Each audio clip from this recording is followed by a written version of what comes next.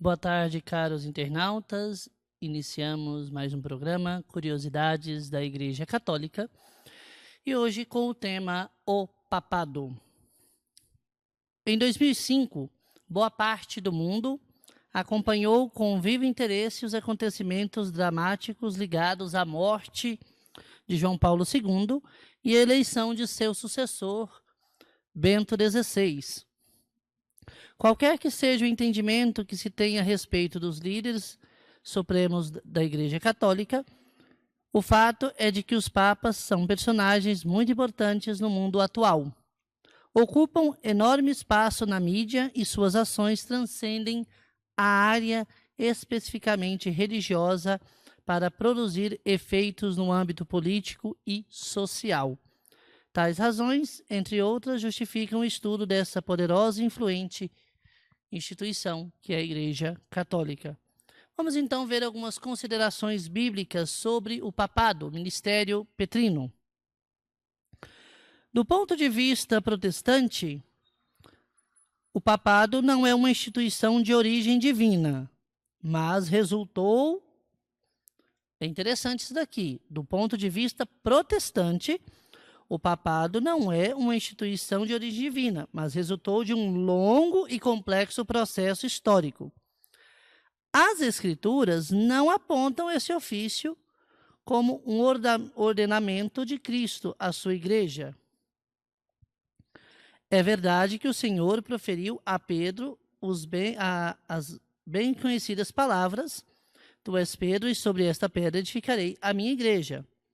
Todavia, isso está muito longe de declarar que Pedro seria o chefe universal da igreja, o primado de Pedro, e que a autoridade seria transmitida aos seus sucessores pela sucessão apostólica.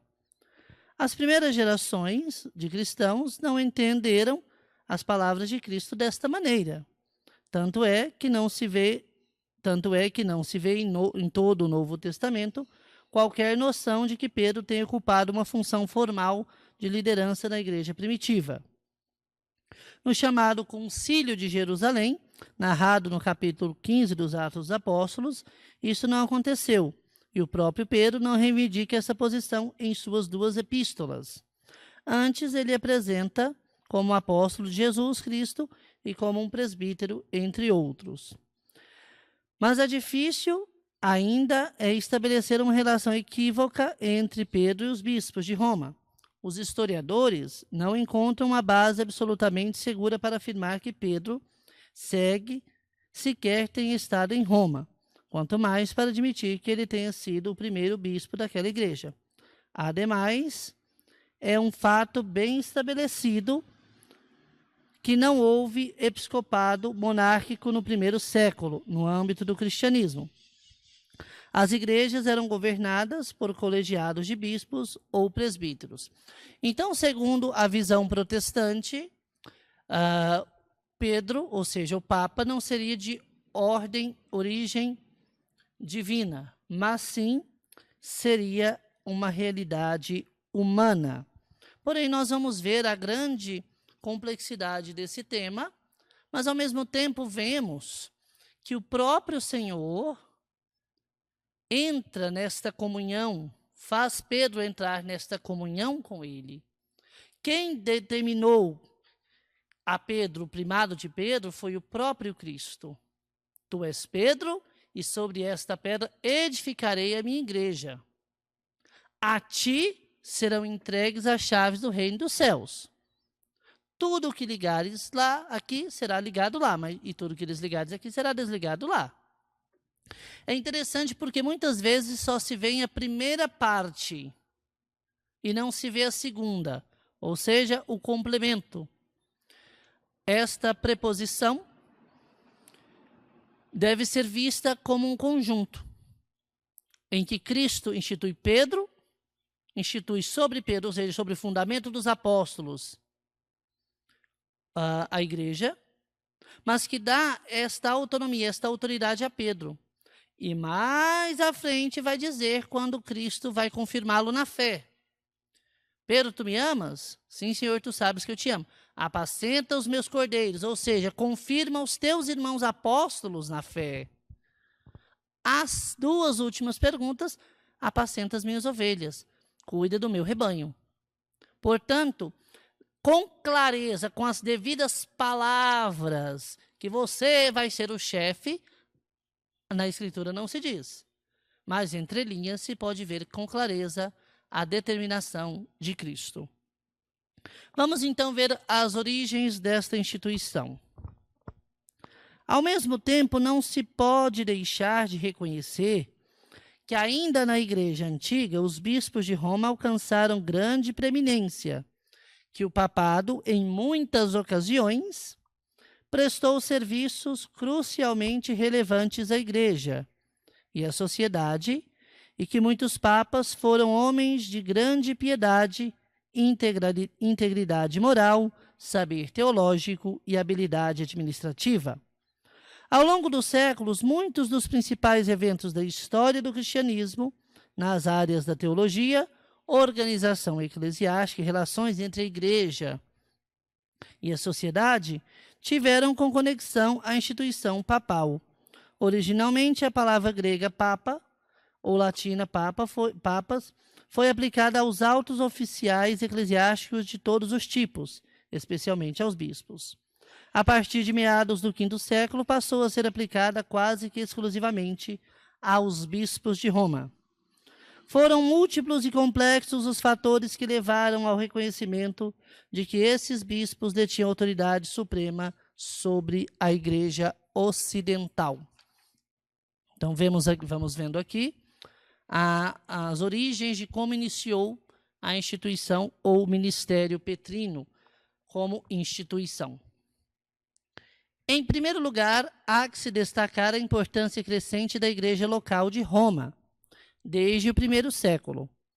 O livro dos Atos dos Apóstolos termina com a chegada de Paulo a Roma.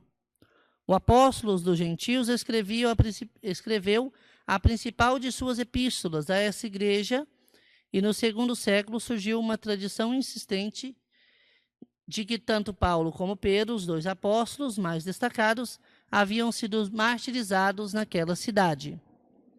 Além disso, já numa época remota, a Igreja de Roma torna-se a maior, a mais rica e a mais respeitada de toda a cristandade ocidental. Outro fator que contribui para a ascendência da Igreja Romana e do seu líder foi a própria centralidade e importância da antiga capital do Império Romano. Ao contrário da região oriental, em que várias igrejas, Alexandria, Jerusalém, Antioquia e Constantinopla, competiam pela supremacia em virtude de sua antiguidade e conexões apostólicas, no Ocidente a Igreja de Roma, desde o início, foi praticamente a líder inconteste. Outro assim, a partir de Constantino, muitos imperadores romanos fizeram generosas concessões àquela igreja, buscaram conselho de bispos e promulgaram leis que ampliaram a autoridade dos romanos. Então a Igreja de Roma, a cidade de Roma, vai tomando essa proporção e vai observando que seus líderes passavam a residir nela. Tudo em base de que foi a partir do martírio de São Pedro, que deu testemunho àquelas cidades, àqueles romanos, que tudo iniciou. Outro elemento importante é que desde cedo a Igreja Romana e os seus líderes reivindicaram direta ou indiretamente certas prerrogativas especiais. No final do I século, ano 96, o bispo Clemente enviou, em nome da Igreja de Roma, uma carta à Igreja de Corinto, para aconselhá-la e exortá-la quanto a alguns problemas que a mesma estava enfrentando. Assim vemos, a partir de Clemente, que a Igreja de Roma vai tendo este destaque em relação às demais, e que, por sinal, seria aquela que velaria pelo bem espiritual tanto dos pastores quanto do rebanho das demais igrejas locais.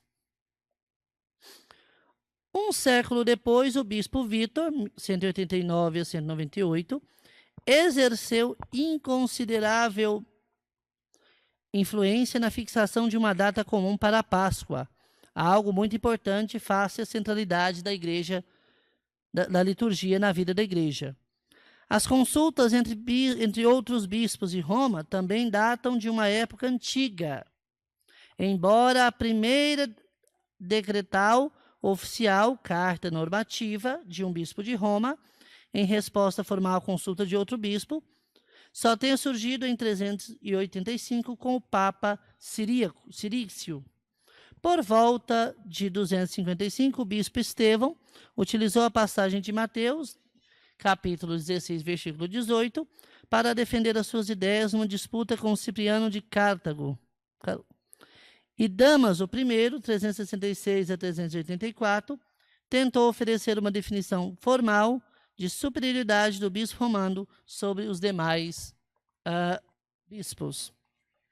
Então, nós vamos verificando aqui que a Igreja de Roma foi tomando essa centralidade, essa proporção, de tal modo que se tornou referência para as demais igrejas locais. Então, todos recorriam a Roma, porque tinham, como a igreja mais antiga, a consulta de diversos temas ou diversas situações em relação à autoridade que o bispo de Roma estava exercendo. Por isso que nós temos o Papa hoje, além de ser, vamos assim dizer, empossado como Papa, ele também toma posse da igreja, da Catedral de Roma, São João de Latrão, que é a Catedral de Roma, por assim dizer. O Papa, então, é o bispo de Roma, é aquele ao qual todos recorriam para certas dúvidas e até hoje recorrem para manter a sua unidade. Tivemos na história alguns papas muito notáveis, que agora citamos para vocês. Essas raízes de supremacia eclesiástica romana foram alimentadas pelas atividades capazes de muitos papas. No V século, destacou-se a figura do Papa Leão I, 440 a 461, considerado por muitos como o primeiro Papa, por assim diziam, né? Embora a Igreja e a própria tradição nos apresenta Pedro como o primeiro Papa, aquele que é o que deveria confirmar seus irmãos na fé.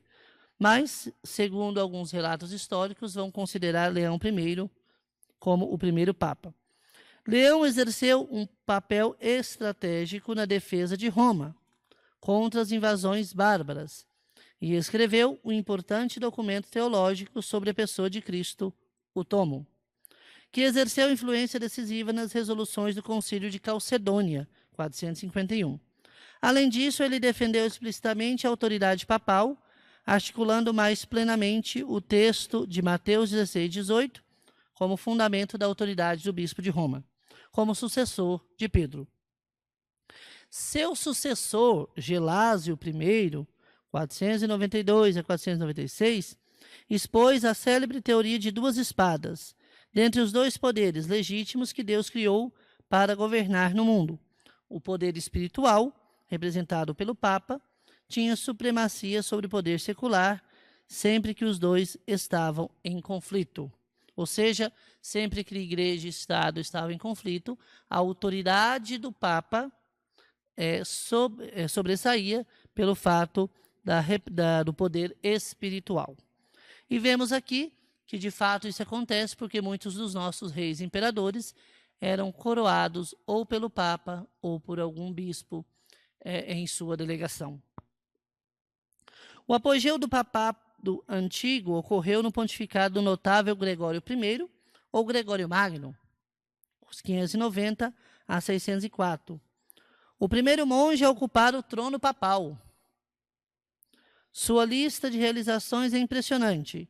Ele supervisionou as defesas romanas contra os ataques dos lombardos, realizou complicadas negociações com o imperador bizantino, saneou as finanças da igreja e reorganizou os limites e responsabilidades das dioceses ocidentais.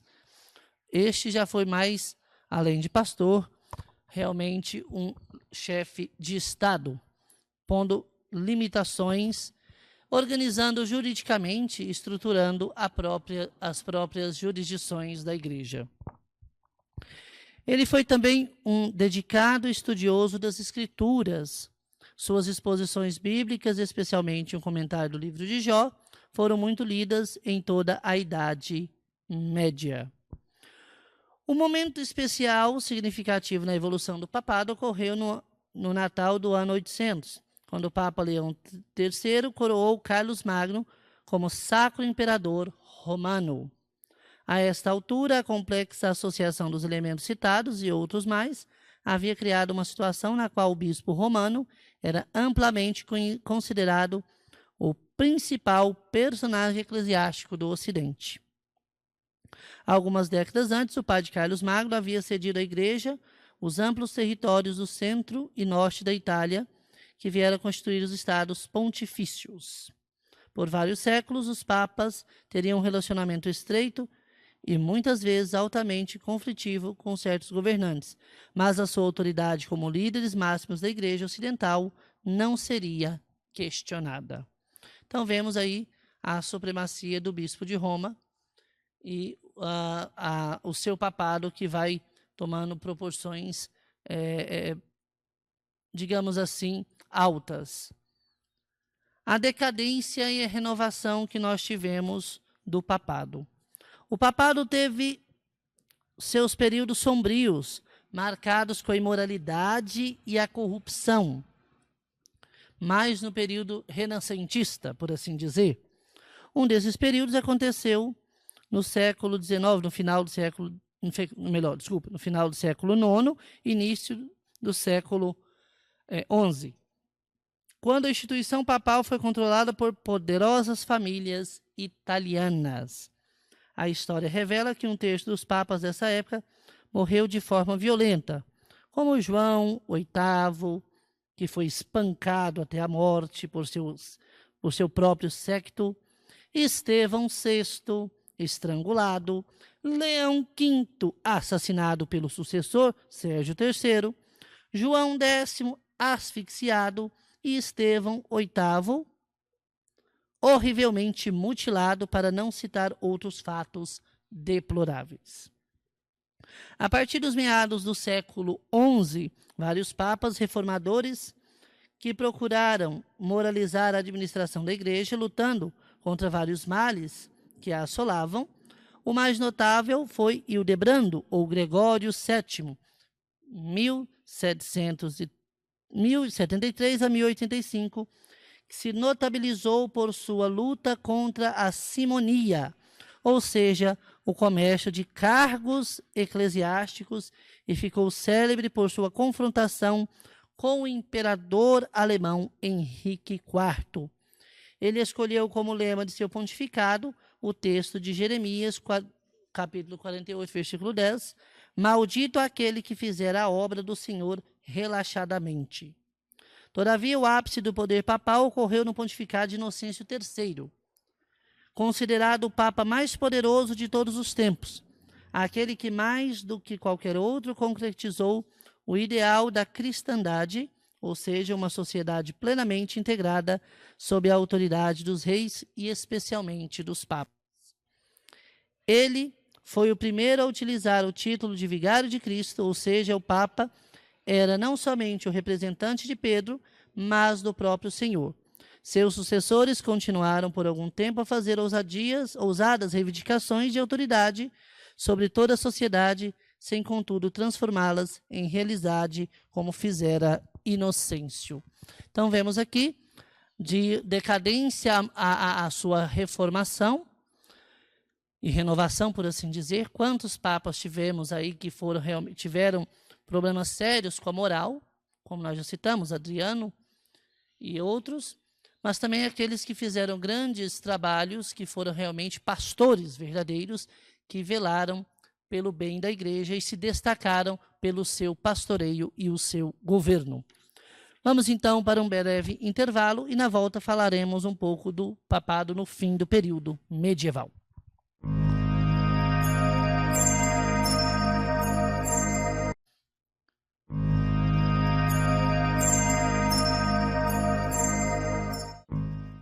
Então, retornamos. Então, vamos ver o papado no fim do período medieval. Novo período do declínio e desmoralização do papado ocorreu no século XIV, início do século XV. Primeiro, os papas residiram na cidade de Avignon, ao sul da França, por mais de 70 anos, de 1305 a 1378, colocando-se sob a influência dos reis franceses. Esse período ficou conhecido como o cativeiro babilônico da Igreja. Em seguida, outros 40 anos, de 1378 a 1417, houve 2 e finalmente 3 papas simultâneos, em Roma, Avignon e Pisa, no que ficou conhecido como o Grande Cisma. Essa situação embaraçosa foi sanada por vários concílios reformadores, especialmente o de Constança, que reivindicaram autoridade igual ao mesmo superior à dos papas. Em relação a estes, reafirmaram ainda mais enfaticamente a sua autoridade suprema sobre a Igreja. No final do século XV e início do século XVI, testemunhou o pontificado dos chamados Papas do Renascimento, os quais, ao contrário de muitos de seus predecessores ou sucessores, tiveram escassas preocupações espirituais e pastorais. Com o Papa Alexandre VI, o espanhol Rodrigo Borja dedicou-se prioritariamente a promover a arte e a embelezar a cidade de Roma. Júlio II foi um papa guerreiro, comandando pessoalmente seu exército, e Leão X, que teria dito ao ser eleito: agora que Deus nos deu o papado, vamos desfrutá-lo. Foi ele quem despertou a indignação do monge agostiniano Martim Lutero ao autorizar uma venda especial de indulgências na Alemanha para concluir as obras da Catedral de São Pedro. O resultado dessa indignação é conhecido por todos como Reforma Protestante. Então, vemos aqui que teve um período que nós tivemos 3 papas, ou seja, houve um cisma na igreja. Aquilo que o próprio São Paulo vai dizer, alguns que seguiam Paulo, outros Cefas, outro Apolo. E não temos que ter seguidores, vamos assim dizer. Eu não tenho que ser da linha de fulano, da linha de ciclano, da linha de beltrano. Eu preciso ser de Jesus Cristo, que, por sinal, tem o seu representante na terra. Nesse período, houve sim o cisma, até que chegaram à conclusão de que apenas um era o verdadeiro Papa. Nesse período também entra Santa Catarina de Sena, que vai ser um dos grandes pilares para a defesa do verdadeiro Papa. Os papas da Contra-Reforma. A reforma protestante do século XVI despertou a cúpula da Igreja Católica do estado de letargia espiritual e omissão pastoral em que se encontrava. A reação católica teve 2 manifestações complementares. Por um lado, Roma empenhou-se em combater o novo movimento, detendo seu crescimento e procurando suprimi-lo onde fosse possível, como aconteceu na Espanha e na Polônia. Esse esforço recebeu o nome de Contra-Reforma. Por outro lado, a Igreja Romana, consciente das distorções espirituais e morais apontadas pelos reformadores, fez uma autocrítica rigorosa e um esforço sério no sentido de corrigir os seus erros, aperfeiçoar a sua estrutura e explicitar melhor a sua fé. Esse aspecto é denominado pelos historiadores de reforma católica. Nos 2 esforços, os papas tiveram atuação destacada. Até o final da década de 1530, o trono pontifício continuou a ser ocupado por homens essencialmente envolvidos em questões seculares e políticas. Essa situação mudou quando Alessandro Farnese tornou-se o Papa Paulo III. Farnese nomeou uma comissão de cardeais que avaliou a situação da igreja e propôs medidas saneadoras, entre elas que o papado se concentrasse nas tarefas espirituais e deixasse em segundo plano a preocupação com o poder, a opulência e a dignidade terrena. Outras duas grandes realizações de Paulo III foi a aprovação formal da nova ordem dos jesuítas, ou Companhia de Jesus, e a convocação do Concílio de Trento. O famoso concílio afastou definitivamente qualquer possibilidade de conciliação com os protestantes. Desde então, o catolicismo conservador e militante tem sido designado como Tridentino de Trento. Entre as suas muitas e importantes resoluções, o concílio reafirmou o papel dominante dos papas na vida da Igreja. Outros destacados pontífices da Era de Trento foram Giovanni Pietro Carafa, Paulo IV e Giovanni Angelo Medici, Pio IV. Esse último tem o nome ligado à última importante declaração da fé católica, o Credo de Pio IV, ou Profissão da Fé Tridentina. Houve também algumas tensões entre a Igreja e Estado. Claro que isso sempre foi conhecido ao longo da história, mas teve um período em que isso teve mais ênfase, ou seja, teve um pouco mais de destaque. Nos séculos 17 e 18, as antigas ligações entre a Igreja Católica e as autoridades seculares continuaram a criar problemas para os papas. O Concílio de Trento contribuiu para a centralização do poder do Papa, e isso não foi bem recebido em muitas partes da Europa, devido ao crescente nacionalismo e ao absolutismo real.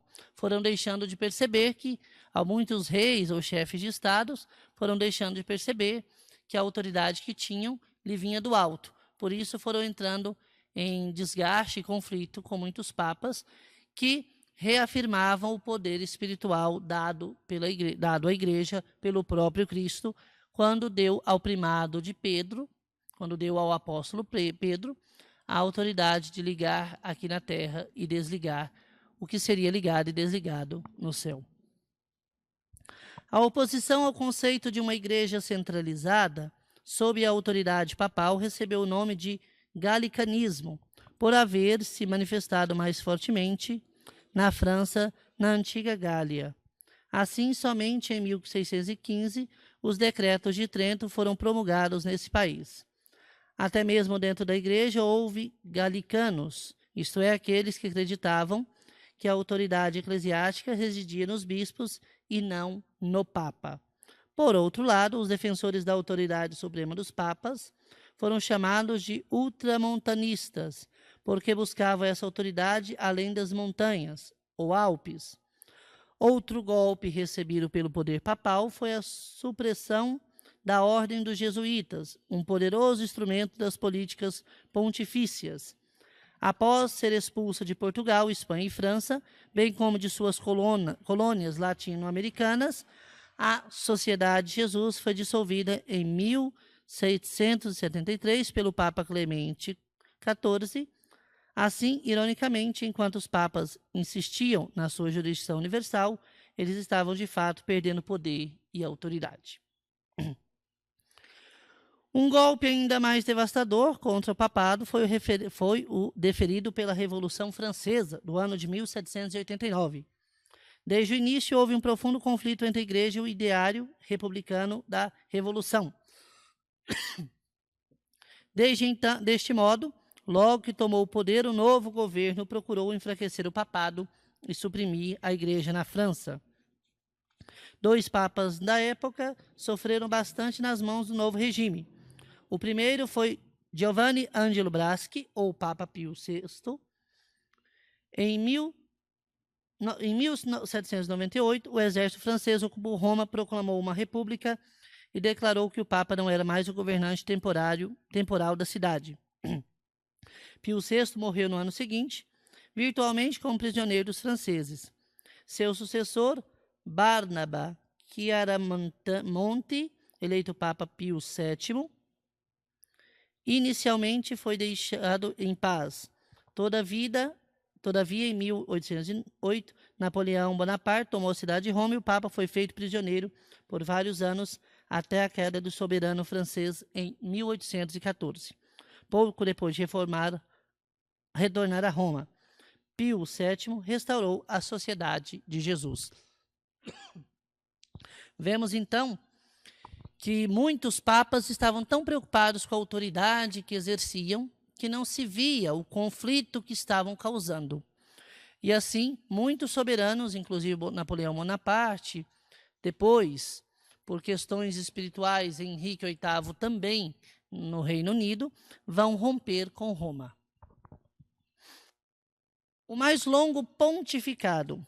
A memória da Revolução Francesa reforçou o conservadorismo político e teológico dos papas e sua consequente oposição às ideias republicanas e democráticas que viriam a ser cada vez mais amplamente aceitas no mundo ocidental. Essa atitude alcançou a sua expressão máxima no cardeal Giovanni Maria Mazzei Ferretti, que, como Papa Pio IX, teve o mais longo pontificado da história, de 1846 a 1878, 32 anos de pontificado. Pio IX enfrentou um novo problema, que foi o nacionalismo italiano e a luta pela unificação da Itália, até então subdividida em muitos principados, entre os quais estavam os antigos estados pontifícios. Um desses líderes nacionalistas foi Giuseppe Garibaldi, que se casou com a brasileira Anita Garibaldi. Em 1870, as tropas do novo reino da Itália tomaram os estados papais e assim chegou ao fim o poder temporal dos papas, que havia atingido o seu auge no pontificado de Inocêncio III no século XIII. Ao mesmo tempo em que perdia o seu poder político, Pio IX acentuou fortemente as suas prerrogativas na área religiosa. Sua ousadia tornou-se patente quando, através da bula Ineffabilis, proclamou o dogma da Imaculada Conceição de Maria em 1854.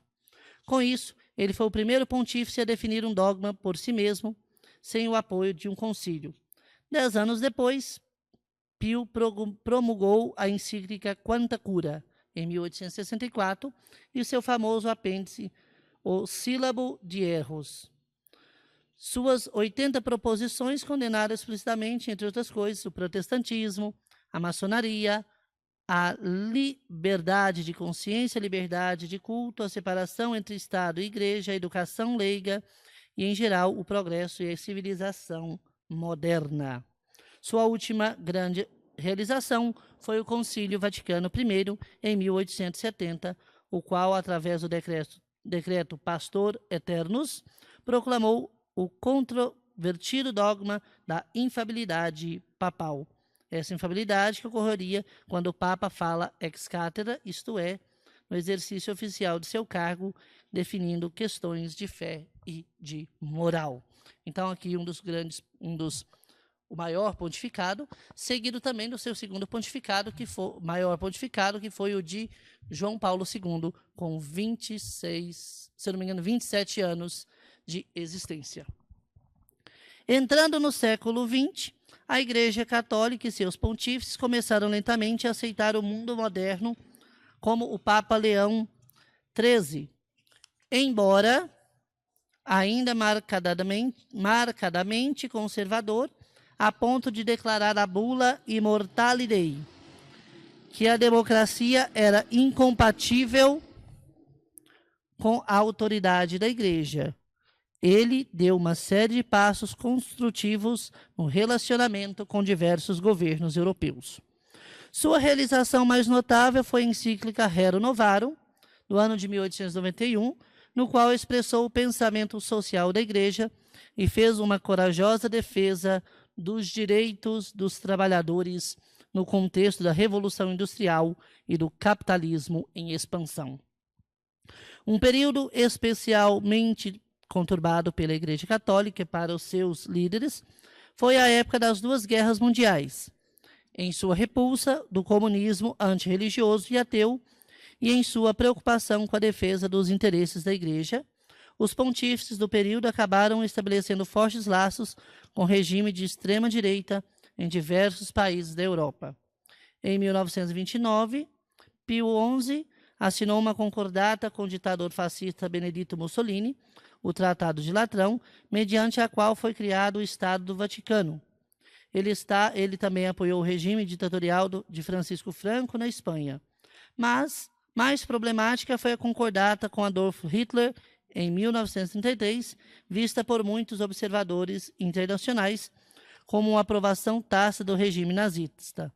Todavia, em 1937, o Papa Pio XI publicou a encíclica Mit brennender Sorge, com viva ansiedade, contendo severas críticas ao nacional-socialismo.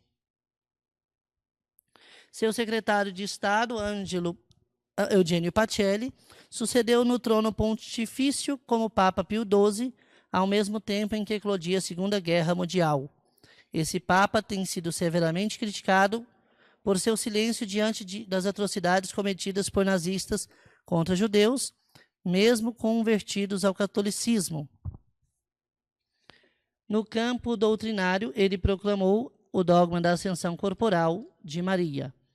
Paradoxalmente, esse pontífice conservador tomou iniciativas que contribuíram para as grandes mudanças que viriam a acontecer na Igreja após a sua morte.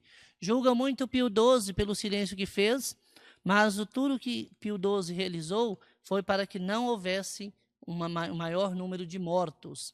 Inclusive, o próprio Papa Pio XII, ele hospedou, ou digamos assim, refugiou muitos judeus no próprio Vaticano. E ele mesmo disse que se morresse, que os seus cardeais pudessem eleger um novo pontífice para que a igreja não permanecesse sem seu líder. O período pós-Vaticano, um dos períodos mais extraordinários da igreja e do papado, teve início com a eleição do cardeal Angelo Giuseppe Roncalli, que é o Papa João XXIII, que alguns queriam que fosse um Papa apenas de transição e não que reinasse. Alguns cardeais costumavam dizer que ele possa apenas acenar e não governar, pelo fato da sua idade.